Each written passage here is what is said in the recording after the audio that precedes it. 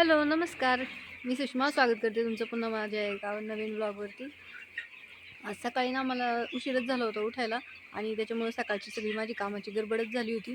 आणि मुलांना पण डब्याला सकाळी मी बटाट्याच्या काचऱ्या आणि चपाती करून दिली होती. त्याच्यानंतर आम्हाला पण असंच आवरलं, बेसन वगैरे बनवलं आणि आली होती शेडमध्ये. तर शेडमधलं आता आमचं काम उरकलेलं आहे.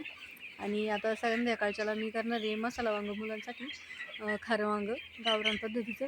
तर मी त्याचे पण व्हिडिओ रेसिपी टाकणार आहे आणि त्याच्याबरोबरच म्हटलं थोडासा आपला व्लॉग पण काढायचा. त्याच्यामुळे मी आता व्लॉग स्टार्ट करत होते. तर व्हिडिओ आवडला तर लाईक करा. आज आमच्या वांग्याच्या झाडाला बरीच वांगी निघणार आहेत. चांगली 8-9 वांगी निघतील मला दिसली होती मगाशीच. तर मी बघितली होती पण काही तर काढली नाही. म्हटलं का जेव्हा आपल्याला बनवायची तेव्हा ताजी ताजी न्यावी. ताज्या झाडाची काढून नेलेली वांगी आणि तशी ठेवलेली वांगी जरा निराळीच चव लागते. त्याच्यामुळं मग मी आता आहे ना ताजी ताजी काढून नेणार आणि लगेचच बनवणार आहे भाजी. तर ही मी पावसाळ्यात लावली होती वांगी आणि बरीच रोपं होती माझ्याकडे, 9-10 रोपं लावली होती मी. पण तणनाशक मारलं होतं यांनी, त्याच्यामुळं मग ती तणनाशकमुळं ती वांगीच जळून गेली बरीचशी झाडं माझी. पण ही 2 जगली होती. तर ह्या 2 वांग्यांना भरपूर वांगी निघणार आहेत, आमची घरी खाण्यापुरती होणार आहेत वांगी. तर बघू आपण मी कसं बनवते खारं वांगं. आवडलं तर तुम्ही पण बनवून बघत जा आणि करायचं वांगं तसं. म्हणजे जर तुम्हाला आवडलं तर मला कमेंटमध्ये सांगत जा. तर इथं मी मसाला घेतला होता, खोबरं घेतलं होतं कच्चं आणि शेंगदाणे भाजून घेतले होते. तर खोबऱ्यापेक्षा आपल्याला शेंगदाणे थोडे जास्त लागणार आहेत आणि त्यापेक्षा थोडंसं जरा खोबरं आपलं कमी ठेवायचं. आणि हिरव्या मिरच्या, कोथिंबीर भरपूर घालायची आणि लसूण आणि थोडीशी लाल मिरची पण घालायची जरा कलर येण्यापुरती, हळद. आणि मसाला घ्यायचा, गरम मसाला आपला किंवा घरगुती मसाला असला तरी चालेल. आणि संडे मसाला असला जर तुमच्याकडं किचनमधला तर तो पण घातला तरी चालतो. ह्या तिन्ही मसाल्यांपैकी एखादा कोणता पण मसाला घालायचा, थोडीशी धने पावडर. छान लागतं हे वांगं, करून पहा एकदा. करायला पण हे एकदम सोपं जातं बरं का वांगं. आणि आता मी सगळी वांगी कट करून घेणार आहे आणि त्याच्यात ही कोथिंबीर आणि मसाला पण भरून घेणार आहे.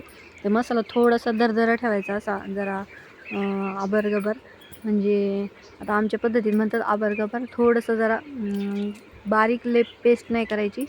आणि त्याच्यात हे वांग्यामध्ये मसाला चांगला पूर्ण भरून घ्यायचा देठापासून. तर मी देठ नाही कट करीत बरं का, मला देठ खायला आवडतात. त्याच्यामुळे मी ना ताजी ताजी वांगी असली ना तर देठ कट नाही करीत. आणि जर थोडी शिळी असली ना तर मग ते देठ काळे पडतात ना, त्याच्यामुळं मग ते कट केलेलेच बरे पडतात. पण आता ताजी वांगी आहेत चांगली, त्याच्यामुळं मी काही कट नाही करून घेतली. तर हे पूर्ण मसाला त्याच्यामध्ये भरून घ्यायचा. ही कोथिंबीर थोडीशी मोठीच ठेवली होती, मला आवडती त्याच्यामुळं. ही कोथिंबीर पण मी इथं शेजारीच लावली होती, तर त्यातलीच निघाली होती माझी कोथिंबीर. तीच घेतली होती मी भाजीसाठी.